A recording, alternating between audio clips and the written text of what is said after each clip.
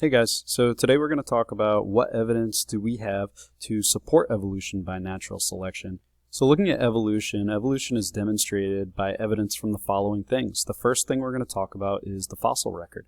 We can look at fossils and compare how organisms look today with how they looked millions of years ago, and compare their anatomy and look at their bone structure and see how it's changed over time. We can also look at the genetics of these organisms to see how closely related they may or may not be. And by looking at their molecular biology, we're going to find that there are a lot of similarities with the molecules that organisms use to stay alive. And lastly, we'll look at some examples of natural selection that we also are able to observe in our lifetime. So the first evidence we have of evolution is natural selection itself. Again, just to recap, this is the theory that was proposed by Charles Darwin, stating that species that will survive have advantages over others in their environments and certain traits that allow them to live. Well, when they survive, those are the ones that are going to reproduce. And because of that, those traits that those organisms have are going to be passed down to the next generation. So these advantages will continue as long as they give an advantage to these organisms' survival to be passed down to the next generation. And that's how we see these organisms evolve over time. Two things that we are able to see because of natural selection are camouflage. Camouflage is really cool. It's a way that organisms can blend in with their environment. And we kind of described this in a previous lecture when we talked about the praying mantises that had camouflaged in with the flowers in their surrounding environment. These organisms, the ones that look the most like their environment or like a specific part of their environment, are able to blend in and stay camouflaged from predators who might be trying to eat them. This gives them an advantage, and over time, only the ones that fit in the most are going to be the ones that survive. So that's how over thousands, millions of years, we're able to see these creatures today that look so much like the environment that they live in. The next example is mimicry. Mimicry is when one species evolves to resemble another species. If you look below here, we have two types of butterflies. We have the monarch butterfly on the left, which is a very famous, one of the most famous butterflies. It's actually poisonous to birds, though. On the right, you'll see a different type of butterfly called the viceroy butterfly. Now, ironically, the viceroy butterfly does not have any poison. But the thing is, if a bird comes and sees this viceroy butterfly, it might mistake it for a monarch butterfly, and it might avoid it because of that, because, again, it might have had experiences of eating it and getting sick. So because of that, the viceroy butterfly might avoid predators that way. You can see here the similar example with two types of snakes, one being poisonous, one not. And the last example here, we have a moth on the bottom with its pattern on its wings, looks a lot like the eyes of an owl, which could definitely allow predators to leave the area. Instead of natural selection, where nature is the one selecting the individuals who are going to survive and pass their traits to the next generation, we also have artificial selection. Artificial selection is the intentional reproduction of individuals in a population because they have desirable traits. A lot of times we see farmers doing this when they will choose only one male to mate that has the best, strongest, most important qualities that they're looking for in the individuals that they are going to be, the livestock they're going to be feeding on their farm. And they are going to have them breed with all of the females so that they know that half of that DNA is coming with all of these traits that they desire. Another example is dog breeders. Dog breeders do this all the time where they take the friendliest, happiest, best looking dogs, best temperamental dogs, and they breed those over and over and over again. And that's why now we have such friendly dogs that we are able to have in our homes. If you go back thousands of years ago, this all started with wolves that were hanging around the campfire, and humans were able to domesticate them using this process. Here's another example of artificial selection. We can also use it with plants. So when we're talking about all of these different types of vegetables, broccoli, cauliflower, cabbage, Brussels sprouts, kale, and kohlrabi, we were able to get all of these species from the same type of wild mustard. Basically, the certain types of wild mustard that had specialized flowers and stems were continually bred together until eventually we ended up with broccoli. And the ones that had unique lateral buds, we continued to breed over and over again together until eventually they were evolved into Brussels sprouts. We did the same for the other vegetables here. So the next thing that gives us evidence that evolution is real is the fossil record. Fossils are any preserved evidence of an organism, and fossils tell us about how ancient species were similar to their current species. So here are a couple different examples of some fossils. Here's a mammal fossil from about 80 million years ago. You can see that its bones were imprinted into the rock here. Here's an example of a fossilized spider from about 2 million years ago, and this fossil is trapped, the spider, inside of hardening tree sap, which has now formed amber. And amber can be a great way to preserve these species over a long period of time. Here we have a couple others, ammonite and sunfish, and we've gone over a little bit already about how fossils are formed, so check back at those notes if you want to learn that. Now, fossils can show us how much species have changed, but they can also show us how little species have changed over time. For example, we know that the horseshoe crab is one of the most prehistoric organisms that we have here on the planet. And we say that because it has evolved very little over its time in the last few million years. Horseshoe crabs are actually really interesting. They have very special blood, which is very important for some of the medicines that we use. Hopefully we can talk about that sometime in class.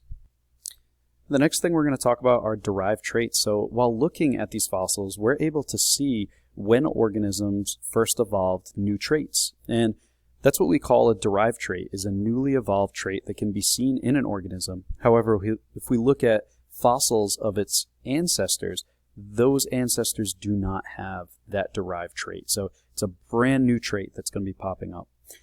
Now, it could be a subtle change in a trait. So if you look, for example, at the diagram below, you're going to see here that the Homo sapiens skull, its cerebral column, is going to be at the center of the skull. Where if you look at the cerebral column of Homo habilis, which you might remember from middle school when you guys did some research on the species that led to man, you're going to notice that its cerebral column was much further back. Now, there are other differences in its jaw and other stuff, but specifically that cerebral column position is going to be that derived characteristic we're looking at here. Now, if you're looking at the chart, you can see here that the derived characteristics are going to be right before a branch of these organisms. And what that means is that everything after that characteristic pops up, those organisms possess that trait, while anything before that characteristic, those organisms do not have that trait. And these family trees can really be a great tool in showing you the evolutionary tree and the common ancestors that these organisms possess. And not only that, but also the characteristics that have evolved in these organisms over time. Again, guys, these derived traits show changes in today's organisms versus their ancient relatives. And the more derived traits that an organism has, the more complex it is. So, for example, humans, we are actually quite evolved, the most evolved out of most of the organisms in our evolutionary tree.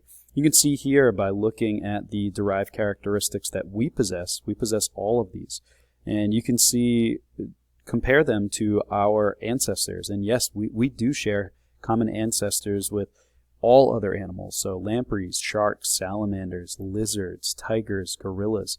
Obviously the mammals we are going to share more of those characteristics with, and less with the organisms that we have a further common ancestor with. So next we're going to look at comparative anatomy, and we can tell a lot about how closely related two organisms are by looking at their anatomy and their bone structure. So the first term we're going to introduce is homologous structures.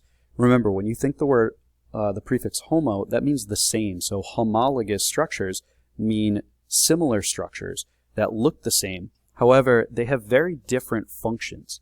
So homologous structures, same structure, different function. And if we look here, the human arm has a humerus, a radius, an ulna, metacarpals, and phalanges, and those are the bones that make them up. If you look here, we have a bat, a porpoise, and a horse, and all of these organisms, if you look at their bone structure, have the exact same bones. The only difference is these bones are shaped a little bit differently and oriented a little bit differently depending on the function that these organisms use them for. So while humans use their arms and hands to manipulate things, bats use their arms to fly, and frogs use their arms to leap, and porpoises use their arms to swim, and horses use their arms to walk. So we all use our arms for very different things. However, these homologous structures have the same structure, however, a different function.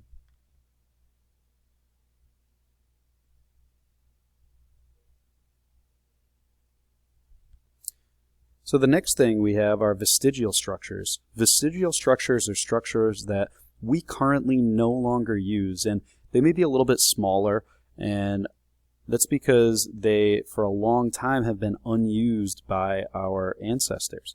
And because they had no evolutionary advantage, they have evolved to be significantly smaller. However, if we look closely, so next we have vestigial structures, and vestigial structures are structures that are no longer used by organisms, and they're typically much smaller. We have a couple different examples we're going to talk about, but one of them is the leg bones and pelvis that are found in whales. Now, whales don't have legs. However, we talked about earlier that their ancestors were wolf-like creatures that lived in the deserts of Africa. And when they went to the water, eventually they evolved to have no legs. However, they still have the bones for their legs. And we call these vestigial structures because the whale doesn't use them. However, they're remnants of its ancestors. Some vestigial structures that humans have would be rudimentary ear muscles. Some of you might know that you can wiggle your ears. Well, that's because our ancestors were able to move our ears really well with these strong muscles that are on either side of the head. Now, most people no longer have fully functioning rudimentary ear muscles. However, some people can still wiggle their ears. Wisdom teeth are another example. Our third molars were meant to grind and tear things. And you can see they're way in the back of the teeth. Well, they can cause problems to our teeth structure and can cause pain. So most adults have them removed, but we've talked about earlier, Lamarck was wrong, and each generation will still be born with wisdom teeth because of that. The appendix is another example of a vestigial structure. We no longer use it, however, it's still there. And if you ever get an infection, you can have it removed and won't cause you any harm health-wise. And lastly, your coccyx, your tailbone, is a remnant of our tail that used to be there. But now, although we don't have a tail, we still have the bone structure, a remnant of what is left. The last type of anatomy we're going to talk about is analogous structures. And analogous structures are structures that can be used for the same purpose but are not inherited from a common ancestor. What that means is that these organisms, when we're looking at, for example, comparing the bat wing and a butterfly wing with a bird wing, although they have the same function, all of these organisms use their wings to fly, they have extremely different structures. So it's just the opposite of homologous structures. Now, these wings or these organisms have different structures that are all using them for the same function. If you look at the bat's wing is made of bones, and that little bone that you see on the top, that's actually the bat's thumb. So you can imagine how that bat would fly by putting your arm out next to you. When you look at the bird wing, on the other hand, that first feather that you see on the very top, that would be the bone of the bird's pinky. So its wing is actually just the opposite of the bat's wing. The butterfly wing doesn't possess any bones. So you can see here anatomically how different these bone structures really are of these organisms. The next thing we can do is look at the embryos of organisms and compare them. And if we look at vertebrates, which are organisms with backbones, you can see here that the embryos show extremely similar structures during their development. As they develop a little bit more, you can see some of the differences in these organisms. You can see here that initially the development of a fish is not that much different to a chicken or a cat or even a human. And if we're looking at those early stages of development, all these vertebrates evolve very, very similarly. This is another example that evolution is in fact real because we all evolved very similarly at the start. Here you can see exactly anatomically how similar these embryos really are. We don't have enough time to get into it today, but you can take a look. And lastly, guys, if we look at the genetics and the molecular biology of organisms, we find that they're exactly very similar. All species use both DNA and RNA. in their genetic sequences. And we all use common amino acids as well to build these proteins.